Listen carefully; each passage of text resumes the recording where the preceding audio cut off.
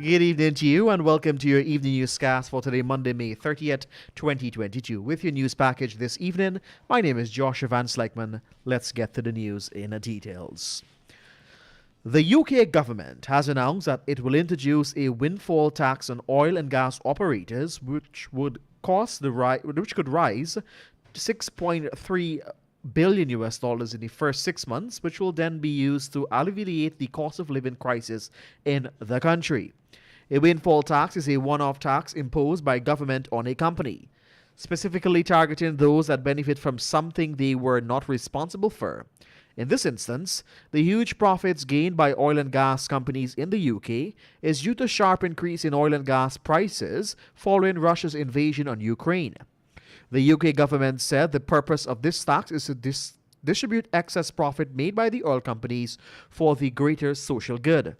The windfall tax comes as the oil and gas giants like Shell and BP book record profits in the first quarter of this year, driven by a spike in the oil and gas prices. The associated gas from oil production should be re-injected to save Guyana from further damage to the environment.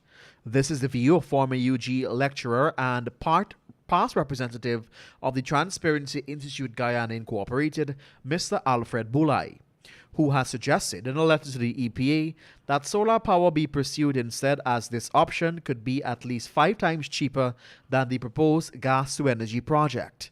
Boulay, who holds a degree in applied chemistry and engineering, sent his submission to the EPA yesterday. Currently, there is a 60-day period where members of the public can share their views and concerns or even questions regarding the project, which must be addressed before an approval is granted by the regulatory body.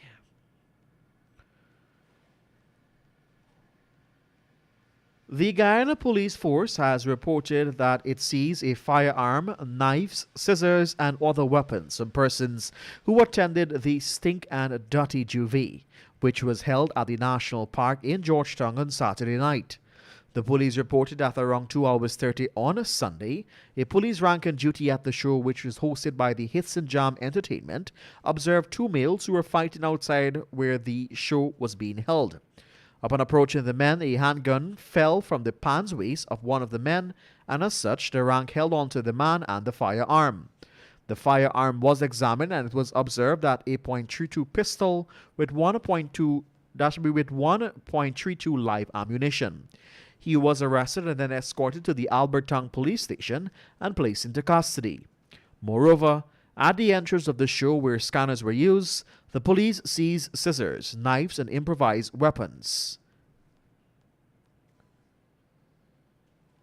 A woman is fighting for her life at the New Amsterdam hospital after she was stabbed multiple times by an enraged ex-boyfriend on Saturday. The man later succumbed at the Fort Wellington hospital after ingesting a toxic substance. Injured and in a critical state is Maria Singh, called Nalo. The dead man has been identified as a 26-year-old Adrian Anthony Persad, a cane harvester. He died at approximately 30 minutes after midnight on Sunday.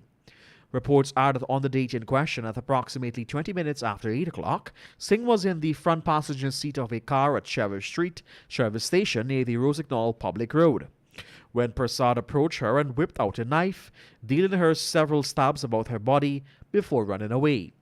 Later ranks found Persad lying in a yard vomiting near a bottle of toxic substance. It is understood that the two shared a relationship for a year and 6 months, but ended it due to domestic problems. As tension continues to rise, with just 1 day left for the government of Guyana to make use of the Liza 1 permit renewal to secure better arrangements for its people, international lawyer Melinda Janke said that the offshore oil and gas operations should be shut down if the company refuses to comply with the laws of Guyana. Janke, a Guyanese-born attorney who has succeeded in litigation against the oil company before, argued that the Liza 1 permit should not be renewed as the operations pose grave harm to the environment. Not only that, but she also made reference to the gains from the company's current operation, which far outweigh the damage caused in the same process. And finally, at this time, civil society group Article 13 has joined the campaign led by the General Workers Union for a substantial increase in the national minimum wage for private sector workers in Guyana. The current national minimum wage of $255 per hour, $2,040 per day, $10,200 per week, or $44,200 per month was set in 2016 and became effective on January 1, 2017. Prior to that, the national private sector minimum wage of the equivalent of $202 per day was set in 2013 and took effect from July 1, 2013. In a statement on Sunday, the organization said even as the standalone number, the national private sector minimum confines those affected group to a life of poverty for them and their children, which cannot be remedied by any number of hampers or cash grant. Indeed, by its failure to address the problem of minimum wage, the government is effectively subsidizing the employers who are relieved of their responsibilities to pay their employees a just wage. And with that, we've come to the end of your evening newscast right here on Kaieteur Radio 99.1 and 99.5 FM. For these stories and much more, pick up a copy of the Kaieteur News at a newsstand near you or head across to our website at kaieteurnewsonline.com. My name is Joshua Van Slegman. Thank you for joining us. Have a great remainder of your Monday evening. 19 hours 20. It will be time for the Monday edition of The Glenn Lal Show.